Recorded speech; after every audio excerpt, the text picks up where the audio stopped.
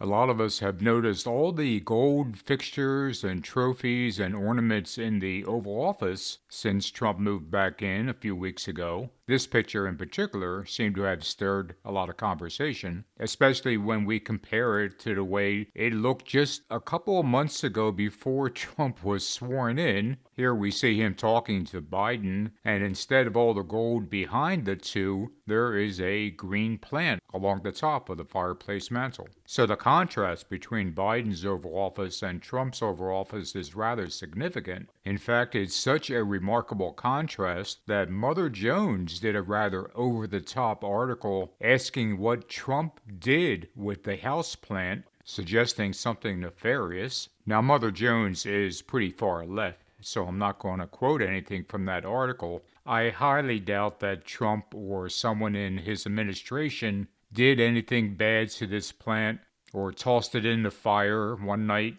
just so they could replace it with all these gold vessels that are now on the mantle. But it does bring up a good point in that the plant behind Biden and Trump in this picture has actually been in the Oval Office for a number of decades. It was originally given as a gift to JFK back in 1961 by Ireland's ambassador to the United States. It doesn't appear that JFK actually put it above the fireplace mantle, nor does it appear that LBJ did so. Here's a view of LBJ from behind, and straight ahead is the fireplace, and he does have a couple of plants situated on either side of the portrait, but I do not believe that's the same plant cut up. Here's a replica of LBJ's Oval Office, and you can see that those plants that he had were significantly different from the one that was given as a gift to JFK. Likewise, our friend Richard Nixon did not put that plant above the fireplace mantle, although he does seem to have a thing for gold chairs. Here again you can see Nixon and Gerald Ford talking, the fireplace on the right, and there's no plant. I would imagine that Nixon is telling Ford that he has a great idea, and it has to do with getting a pardon somewhere down the road. Ford seems rather receptive to the idea. In Ford's administration, we see the first appearance of the plant on the mantle of the fireplace.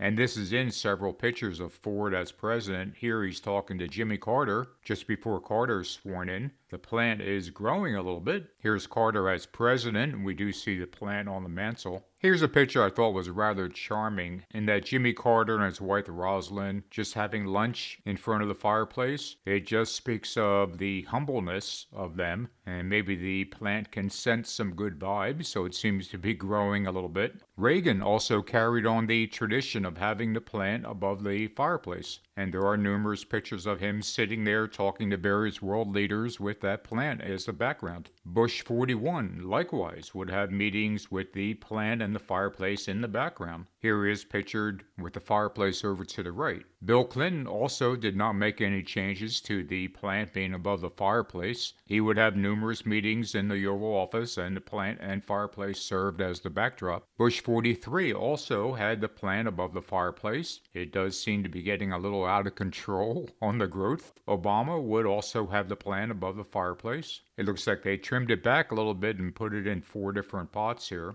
And here's another picture of that after the plant grew out a little bit. And here is the end of Obama's term, and he is talking with Trump. We see the plant in the background, and Trump always looked very remorseful in this picture to me. And I would imagine he's probably feeling guilty about all the things he said about Obama's birth certificate. During Trump's first term, he also had the plant on the mantle above the fireplace. This picture here was evidently when Europe and America were still on good terms. And speaking of good terms, this is when Canada was not our enemy. As Trudeau presents Trump a picture, we once again see the plant right above the fireplace. In Biden's term, once again, that plant's prominently displayed above the fireplace. And here's that same image, in case you don't want to look at all those people. But we see how the plant almost takes center stage. And all of that brings us to Donald Trump and his golden shrine. Because it is truly remarkable how much gold Trump is putting in the Oval Office, specifically around the fireplace. It's almost as if he's worshiping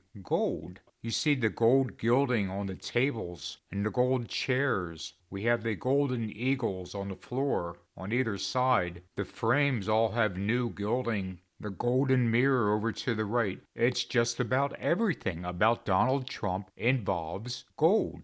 Now, there were a few jokes online about how some of the gold vessels behind Trump were the trophies he won while golfing. While that could be true, I was not able to verify that. I did do a reverse image search on some of these, and there were a lot of very similar items, but I couldn't exactly match it up to any trophy or particularly weird vase of some kind. I just think they are upscale gold decorations that Trump wanted above the fireplace. And I do think that he believes the fireplace is in many ways the center of the Oval Office. This is where he publicly meets with leaders, where it's broadcast on media.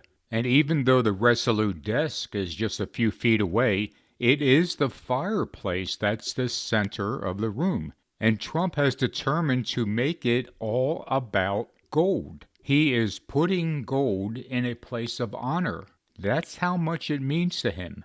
So while we can look at this or look at the gold drapes in the Oval Office, or just look at how Trump has had a love of gold for his entire life, to realize that there's something more going on. Trump must feel that there is a power to gold. He has surrounded himself with it for almost his entire adult life. And for those of us who are Christian, it should not be lost on the fact that the man who lines up with how the Bible describes the Antichrist also has this over-the-top love of gold. We should understand that a golden idol is a recurring theme in the Bible, and yet so many of us do not. We make gold statues to Trump. We salute him with gold coins. We act like his love of gold is something to be admired, when in fact we should run from it.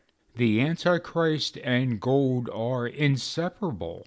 Everything about gold represents paganism, and especially Apollo, the sun god, the pagan god that the Antichrist models himself after. So when you see and hear Donald Trump talk about gold, or surround himself with gold, or talk about how America is going to have a golden age, understand that he's talking about the sun god.